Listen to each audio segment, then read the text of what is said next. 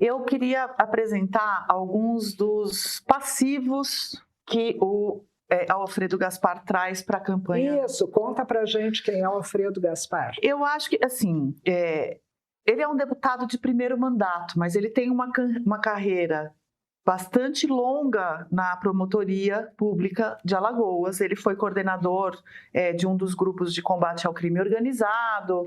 Isso tudo formula ali esse currículo de alguém que vem, então, na chave da segurança e da ordem, né?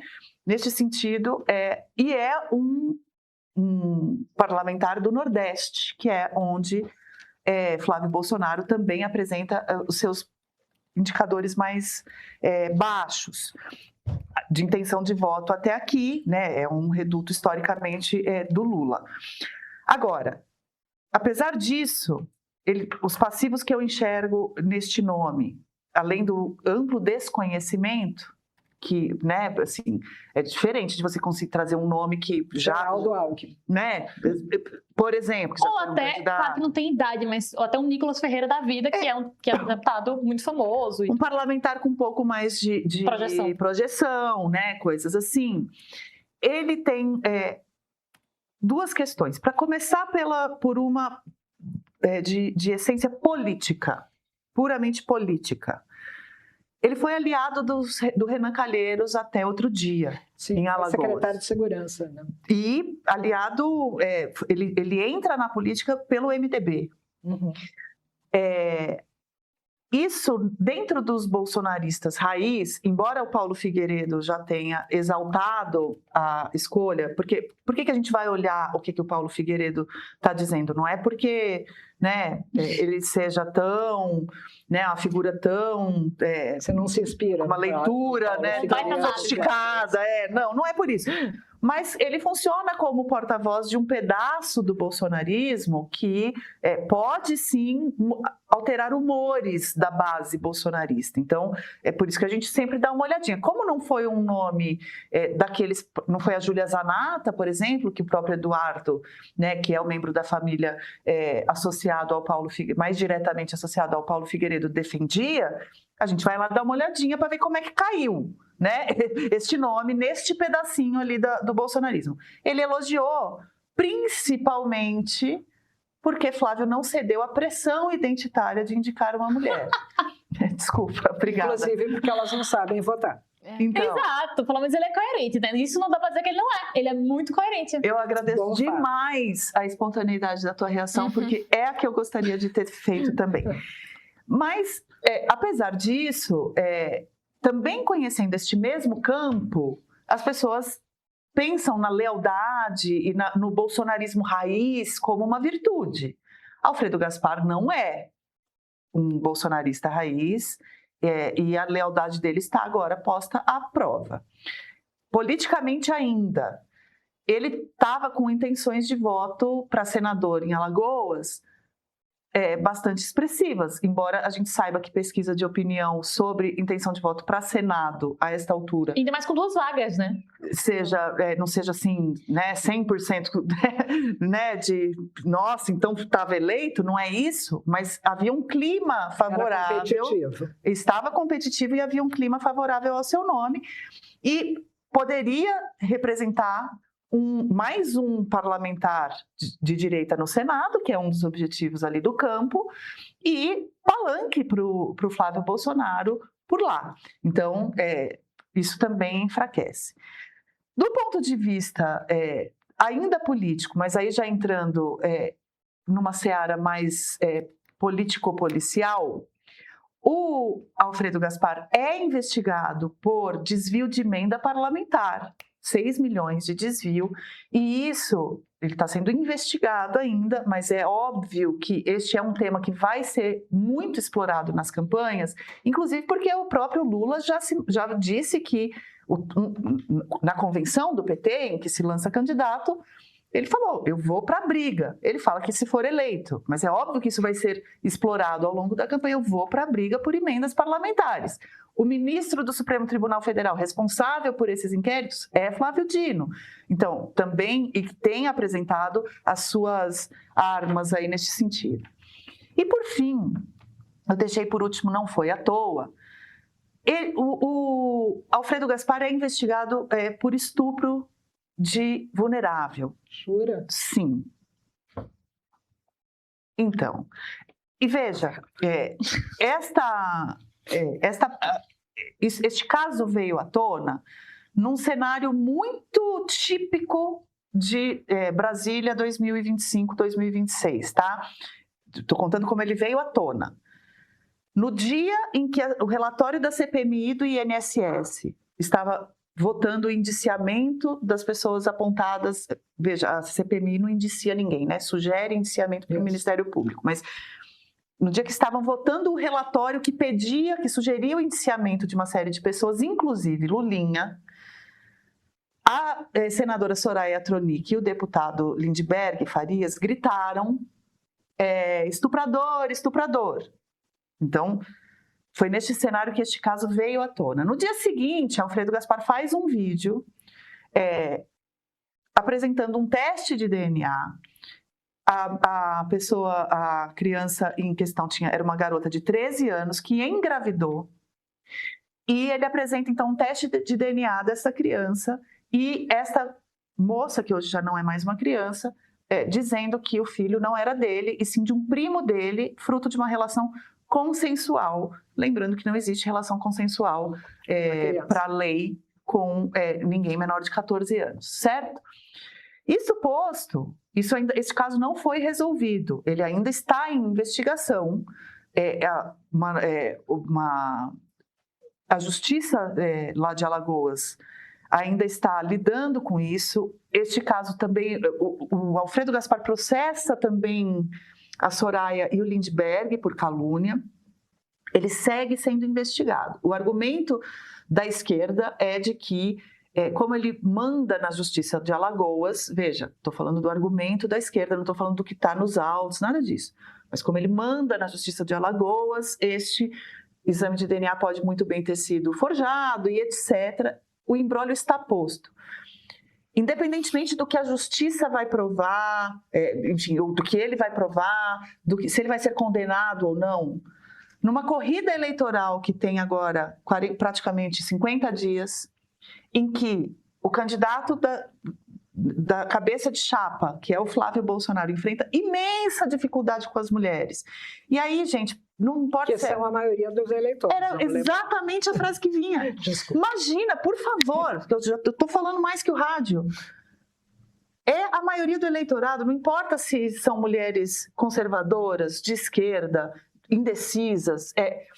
As mulheres são multifacetadas, estão de olho em assuntos que, se não vão definir o seu voto, talvez ela fale assim, não, isso aí nem está provado ainda, é mentira.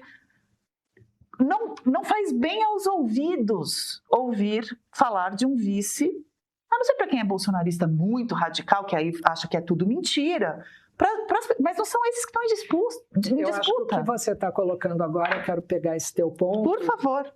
Sobre quem já é bolsonarista e tudo, é para dizer que a gente tem que ter clareza, e a gente fala que desde da nossa primeira pesquisa, de que essa vai ser uma eleição disputada voto a voto e que o eleitor em disputa, a maioria são mulheres. Então, mais do que a maioria do eleitorado ser feminino, o eleitorado em disputa é majoritariamente feminino. Eu estou falando aqui de 69% de mulheres, naqueles 3, 4% que a gente sempre repete aqui, que é o eleitorado em disputa, que é esse eleitorado apartidário, que já votou em Jair Bolsonaro, já votou no presidente Lula, e hoje não está refratário aos dois candidatos. Então, esse é o eleitorado em disputa com quem o presidente Lula tem falado, quando ele fala de feminicídio, quando a campanha dele tenta abordar esses temas, ele está procurando atrair esse eleitorado. Então, isso que você traz, Flávia, é bastante, eu diria que, no mínimo, perigoso para a campanha do Flávio Bolsonaro nessa tentativa de conversar com o eleitor que é, de fato, indeciso. Isso. E aí, apenas para acrescentar a informação de nossa queridíssima Giulia Chechia, intrépida, que não para de apurar, não para de entregar informação para a gente, Em que pé que a coisa está? Este processo está. A Polícia Federal pediu ao Supremo Tribunal Federal para abrir um inquérito sobre essa acusação de estupro de vulnerável. Porque, como deputado federal, ele tem prerrogativa de foro. Então, este caso subiu. O relator do caso no Supremo é o ministro Gilmar Mendes. O Gilmar Mendes pediu manifestação da PGR e o caso está parado desde então. Então... Estava. Veja, tudo pode acontecer, inclusive nada, né? Exato, então, pode acontecer, inclusive nada. A gente pode estar diante de um cenário em que Gilmar Mendes faz a coisa andar, como pode falar, não, eu estou fora dessa briga, deixa a coisa, já esperamos até agora. Não sei, realmente essa parte não dá para prever o que pode acontecer. Mas eu acho que a tua descrição foi perfeita, politicamente. Não é só que ele talvez não agregue muita coisa, né? Porque o discurso de anticorrupção e o discurso anticriminalidade têm alguns efeitos, são discursos importantes neste ciclo. Ninguém aqui está falando que isso não é importante. Pelo amor, vai ser importante sim. O Lula tem um problemaço na sua antessala. Marcola, o ex-assessor, pediu para sair da campanha hoje e vai ter que dar explicação para a Polícia Federal. E esse apelido que sempre, para quem já lidou com o Palácio Planalto, já lidou com Lula, né, a gente que é da política já era um pouco esquisito, mas a gente sabia de que se tratava, para a opinião pública não pode ser um apelido pior. Né? Não, é inacreditável, porque a gente fala muito dos erros da campanha de Jair Bolsonaro, mas é que esse é o apelido do sujeito. Exatamente. Não é? Mas veja, ele deve ser o apelido dele antes da existência do Marcola como não Marcola. Não sei, ele é jovem, né? Eu não viu? sei. Ele é jovem, eu desconfio que... Não sei, é porque ele é Marco Aurélio, o nome dele é Marco Aurélio. Mas... Que é um apelido normal, que eu quero dizer que isso. Não é prerrogativa do Marcola. Isso. Não é marca registrada. Não é marca registrada, é isso que eu quero dizer. Mas o problema é ele ter ficado tão em evidência no noticiário, né, com esse apelido. O problema não é nem o apelido, porque não era para ele aparecer tanto. É piada pronta, né? Exatamente. Se chama, né? Então, assim, o presidente Lula tem um problemaço para lidar com o INSS. Como, inclusive, o apelido do Lulinha, né? Porque. Verdade. Que não é que não é apelido dele, mas. Que não é o apelido dele, que ninguém no petismo chama ele assim e tal. Todo mundo chama de Fábio, mas colou. Todo mundo chama ele de Lulinha. Isso aí não vai ter jeito. É isso. Então, o presidente Lula hoje, a gente olhando para a nossa pesquisa mesmo, para o dado sobre corrupção.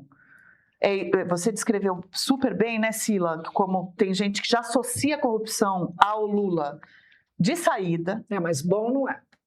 Mas o fato de que está na antessala dessa maneira, o cara já não estava mais na antessala agora 2 semanas, mas estava dentro da campanha e só não estava na antessala porque, pelo menos é o que se reporta sobre os bastidores, é que a campanha ficou sabendo do tal empréstimo e o realocou. Conforme a coisa veio à tona, ele se desligou da campanha.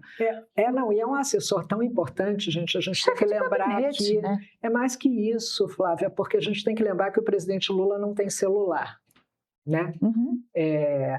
E o Marcola era a pessoa que ligava para as pessoas, que conversava com as pessoas em nome dele nesse sentido, né, de ser o braço. Tanto é a Janja em casa, quanto era o Marcola no expediente, né? No expediente. Então, é uma pessoa muito conhecida e muito íntima, né, no sentido dos trâmites todos. Então, é complicado essa pessoa ser investigada, né? Elas estão se aproximando, as eleições. E aqui no meio, você acompanha com dados de verdade sem depender de conteúdos pouco confiáveis das redes sociais. Você sabe, né? A pesquisa Meio Ideia é uma das nossas bússolas. É a nossa pesquisa independente, registrada no TSE, feita todo um mês em parceria com o Instituto Ideia. A edição de agosto traz o retrato mais atual da corrida. Quem é assinante Premium recebe a pesquisa completa em primeira mão e ainda garante acesso à nossa plataforma interativa que permite o cruzamento da intenção de voto por região região, por classe, por gênero, para comparar com as rodadas anteriores e ver com os próprios olhos o que mudou de verdade a cada mês. Esse tipo de leitura, até pouco tempo atrás, só quem trabalhava dentro de um banco ou de um partido conseguia ter acesso. Agora, está disponível para quem assina o Meio Premium. Em um ano como esse, olha, vale ouro. Assine e receba mais esse material exclusivo.